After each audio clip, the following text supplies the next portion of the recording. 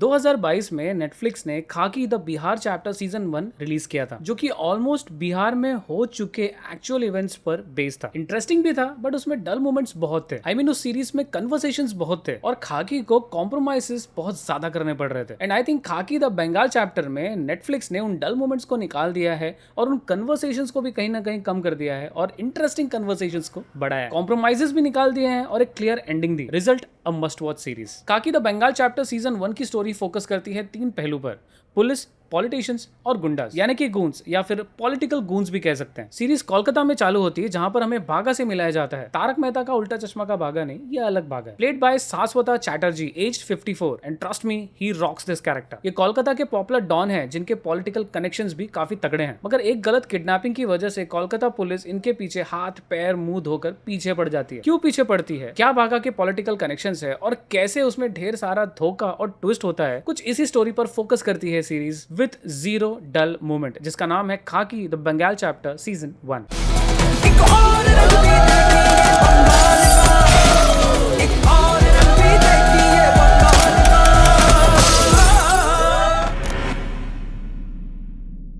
दोस्तों, ये सीरीज और ढेर सारे मस्ट वॉच मूवीज और सीरीज नेटफ्लिक्स पर अवेलेबल है, जिसके अल्ट्रा एचडी अकाउंट 650 में आते हैं, मगर आप पा सकते हैं सिर्फ 163 रुपीज में एक महीने के लिए। कैसे, ये जानने के लिए इस वीडियो के डिस्क्रिप्शन में दिए गए हमारे व्हाट्सएप नंबर पर तुरंत कॉन्टैक्ट कीजिए। Khakee the Bengal chapter season 1 release हुई नेटफ्लिक्स पर 20 मार्च 2025 को। सीजन 1 कंसिस्ट करता है 7 एपिसोड का। हर एक एपिसोड लगभग 1 घंटे के हैं, तो ओवरऑल सीजन 1 को आप 7 घंटे में देख सकते हैं। और सीजन 1 के 7 एपिसोड काफी एडिक्टिव है, तो ध्यान रखिए कि आपके पास में 7 घंटा हो, ताकि आप इसे वन शॉट में कंप्लीट कर सके। शाम को या रात को चालू मत करना, क्योंकि बिना कंप्लीट किए आपको रहा नहीं जाएगा। अच्छा, इस सीरीज की स्टोरी कुछ नई नहीं है। हमने बहुत सारे एग्जिस्टिंग मूवीज और सीरीज में ऐसा देखा है, कुछ गुंडे, कुछ पॉलिटिशियन, कुछ पुलिस, कुछ ट्विस्ट, कुछ मर्डर्स और खेल खत्म। What separates this series is कि सबसे पहले तो ये बंगाल में बेस्ड है, और इसीलिए आपको ध्यान देना होगा कि आप इंग्लिश सबटाइटल चालू रखें, क्योंकि काफी सारे मोमेंट्स में बंगाली लैंग्वेज यूज की गई। आई मीन, एक पल के लिए ऐसा लगा कि मैं कोई स्पेनिश सीरीज देख रहा हूँ, जैसे नार्कोस एक्सेट्रा, जहां पर 60% इंग्लिश होता था और 40% स्पेनिश होती थी। इस सीरीज में 75% हिंदी है और 25% बंगाली। एक और चीज जो इस सीरीज की बहुत अच्छी है, जो कि इसे हटके बना देती है, फैमिली एंटरटेनमेंट बना देती है,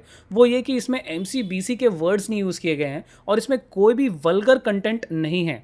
आई होप यू अंडरस्टैंड जब मैं वल्गर कंटेंट की बात कर रहा हूँ तो मैं किस चीज को रेफर कर रहा हूँ। आई मीन, ये सारी चीजें नहीं होते हुए भी ये सीरीज आपको हुक्ड रखती है। उल्टा वल्गर कंटेंट यानी कि गंदगी की जगह पे इसमें खूबसूरती डाली गई है। खूबसूरती के नाम पे चित्रांगना सिंह को डाला गया है एज अ पॉलिटिशियन। पहले तो ऐसा लगा कि ये बस ऑपोजिशन की बुराई करती रहेंगी थ्रू आउट द सीरीज और ज्यादा कुछ करेंगी नहीं, बट आई लव्ड कि हाउ सीरीज ने अचानक से एंड में इनको एक इंपॉर्टेंट पर्सन बना दिया। सीरीज की बात करें तो इसमें मेनली 4 लीड कैरेक्टर्स हैं, जिनके इर्द गिर्द पूरी सीरीज घूमती है। पहले तो है बागा द लोकल गून, और उसके right and left hand as Sagor and Ranjit Thakur, and last but not the least the impressive Arjun Maitra, played by Jeet, जिनकी ये वेब सीरीज की पहली डेब्यू है। And trust me, this guy nailed this character. मतलब इनकी एंट्री जो होती है वो एक IPS ऑफिसर के मरने के बाद होती है, एंड आई थिंक क्रिएटर ने बड़ी ही होशियारी से इनके पहले के IPS ऑफिसर को, जिनको मार दिया जाता है, उनको काफी लेवल पर डल दिखाया गया है, बट इतना भी डल नहीं कि ऑडियंस का इंटरेस्ट न रहे। और उस कैरेक्टर के मरने के बाद में जब हमारे कैरेक्टर जीत एंट्री मारते हैं तो इनका एक बहुत बड़ा इंपैक्ट होता है, और उसके ऊपर से इनके एंट्री का स्टाइल वो एक नेक्स्ट लेवल होता है। 1 मिनट के लिए ऐसा लगा कि मैं कोई साउथ इंडियन मूवी देख रहा हूँ, मतलब उस लेवल की एंट्री। एंड क्योंकि ये पुलिस है तो as always he is like हमेशा एविएटर में ही रहते हैं। पुलिस है तो भैया उसके बगैर तो नहीं चल सकता। सीरीज में रंजीत का काम करने वाले Adil Khan really takes the cake. एक बेवकूफ देहाती टाइप के सब कुछ बिंदास एंजॉय करके बेफिक्र जीने वाले इंसान का किरदार बखूबी निभाया इन्होंने। And I really like the idea कि कैसे एक बेवकूफ से धीरे धीरे सीरीज के एंड तक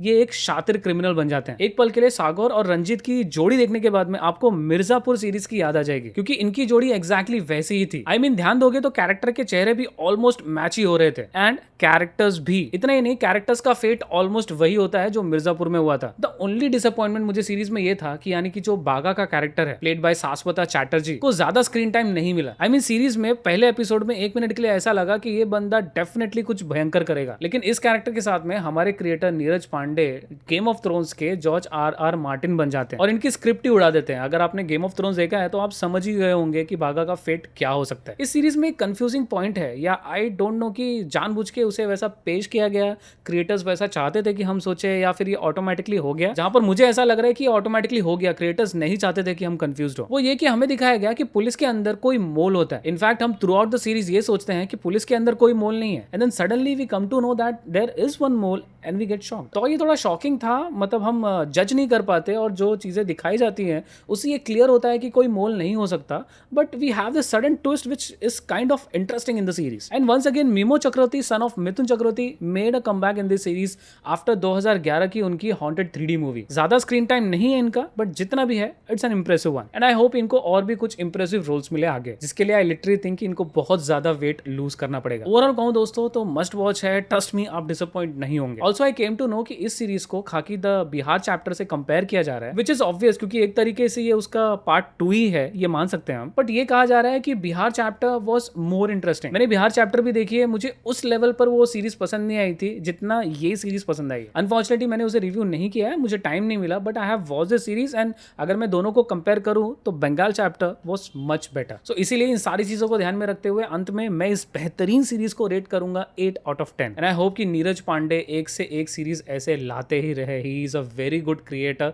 वेरी टैलेंटेड क्रिएटर, और जब भी इनका नाम किसी भी सीरीज या मूवी से जुड़ता है तो आई डेफिनेटली वॉच। अंत तक वीडियो देखने के लिए धन्यवाद। Stay safe.